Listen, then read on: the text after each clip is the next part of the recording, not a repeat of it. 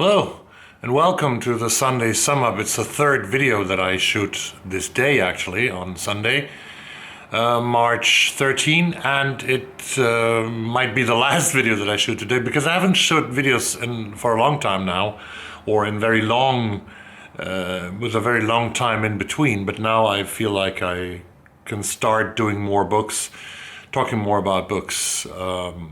It's day 18 of the war in Ukraine that has really gotten to me so much, and the fate of the Ukrainian people has gotten to me so much, and this horrible aggression that is endangering not only Ukraine and Ukrainian lives, but in the long run also, if we don't stop Vladimir Putin, he will go further on. I'm very sure about that. So let's talk about the Sunday Sum Up, which also sums up the last week that I haven't done a sum up, and gives you a current situation status here from Farsta in Sweden. Let's get started.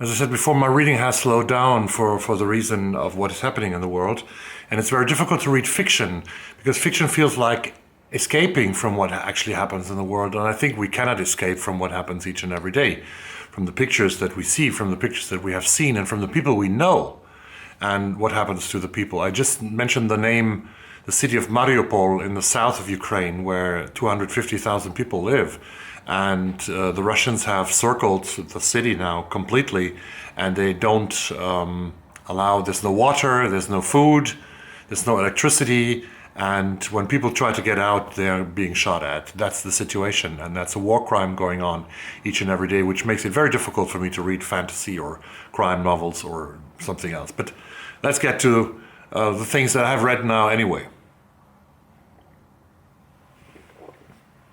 Because I've slowly started. I finished one book last week, very proud about that, and that is We Want What We Want by the Canadian-American writer Alix Ohlin. Alix Ohlin, who is the author of the novel Dual Citizens that I loved, and who is working as the director of creative writing at the University of British Columbia in Vancouver, Canada, where she also lives. This is a bunch of 13 stories, and she writes in the acknowledgements a very beautiful sentence. She writes, "Short stories are my first and greatest love as a writer, and I'm forever grateful to everyone who reads, writes, and publishes them."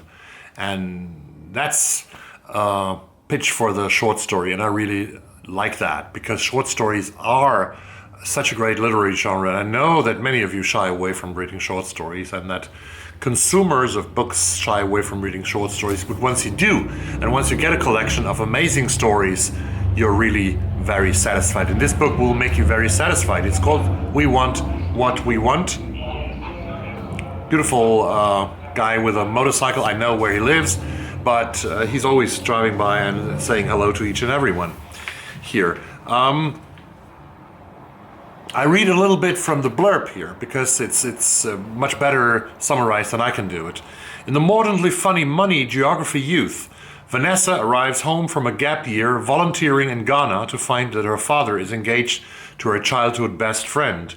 Unable to reconcile the girl she went to dances with in the 8th grade and the woman in her father's bed, Vanessa turns to a different old friendship for her own unique diversion. That's also a story, one of my favorite stories, Money Geography Youth. Imagine coming home from a volunteering year in Ghana where she has worked to help people in Africa.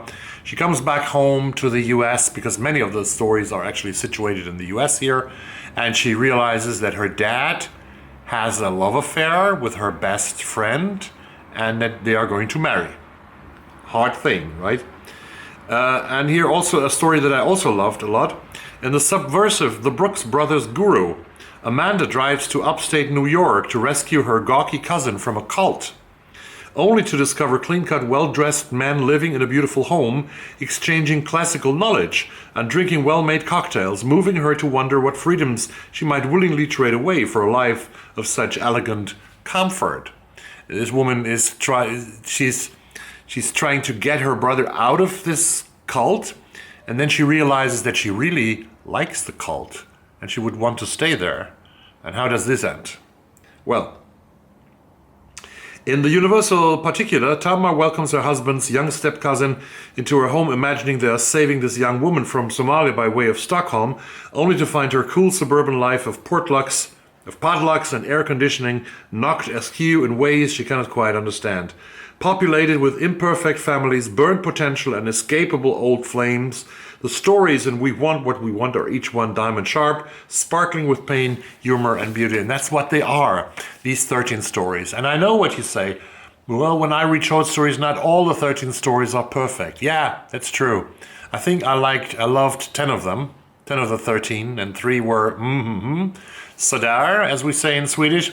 But the big part of these stories are really very exquisite, and Alix Ohlin is a wonderful writer. So read We Want What We Want by Alix Ohlin. And in addition to that, the cover is yellow, my favorite color, and the dust jacket. And the inside is pink, which is also a color that I like. Yes, that was the book that I finished. I'm still reading a bunch of other books. I've got it from the library, John le Carré's novel Silverview, which was his last novel. It was published posthumously. He died in 2020, and this was published last year. It seems also to be one of the shortest novels that le Carré has written already, at least in recent years of his life. It's only 208 pages, and I have 14 days to finish this. So this is what I started this week, and I want to finish it. It's about a typical thing, actually, for le Carré stories. A man is living his life as a bookseller somewhere in an English provincial town, and suddenly a visitor comes to him, knows things about him, knows things about his past and his dad's past, and suddenly the bookseller is involved in a story that you won't believe. Probably that's what it goes.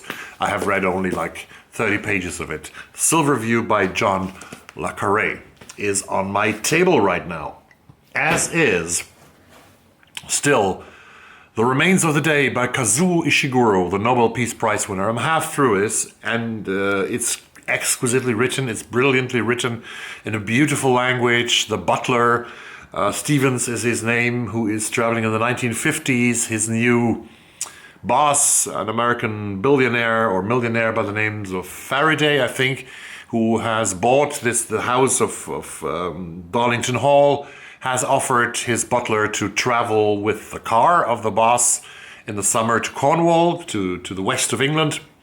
And the butler is traveling, and he's thinking about things that have happened recently, but also a long time ago in his family. And this is a reflection written in beautiful language. Not much happening there, which might be the reason why it goes a bit slow for me. But I won't watch the movie before I read the book, I promise.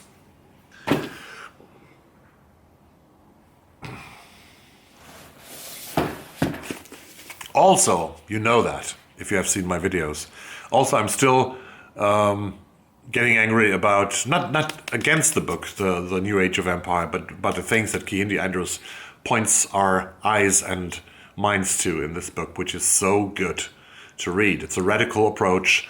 The New Age of Empire, it says that how racism and colonialism still rule the world. And you can see it like for Russia, for example. I've been to Russia 3 times, and Russia is one of the last big old empires of sorts, because if you travel to the east, especially to the east of Russia, to the northeast, to Yakutia, I have been, for example, in Abakan, which is the capital of the autonomous Republic of Khakassia, where the Khakas people live. There's so many Asian peoples that Russia and the Soviet Union has overthrown, and to build this empire that is still holding together. It's the last big, maybe China also. These are the last empires, but Andrews is writing about these current empires like Russia and China, but also about the West, who is still behaving itself like a colonial power towards the so-called third world countries.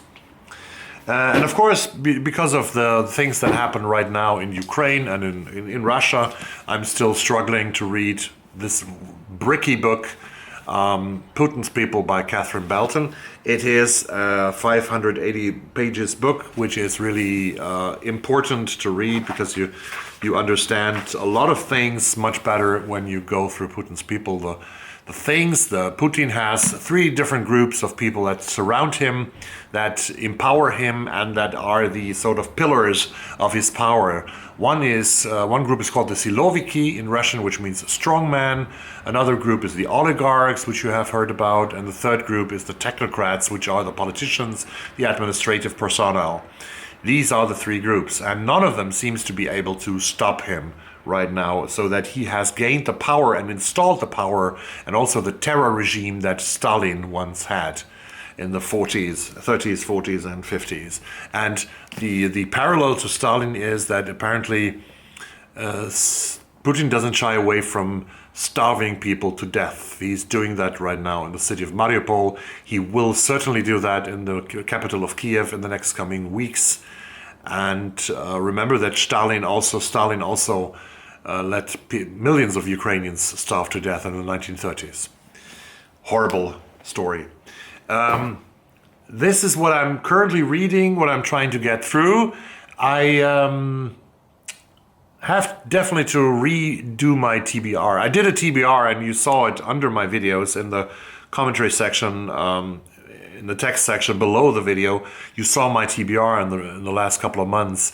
And I really wanted to have a TBR that lasts over 6 months, but I realize now when things happen like a war that gives you a reading slump, that gives you other focus on other books. For example, now I want to read Ukrainian authors as well. And I have discovered authors like not like Death and the Penguin, that's the book, but it's by Andrei Gurkov, a Russian-Ukrainian author who is living in Ukraine, who's a Ukrainian citizen.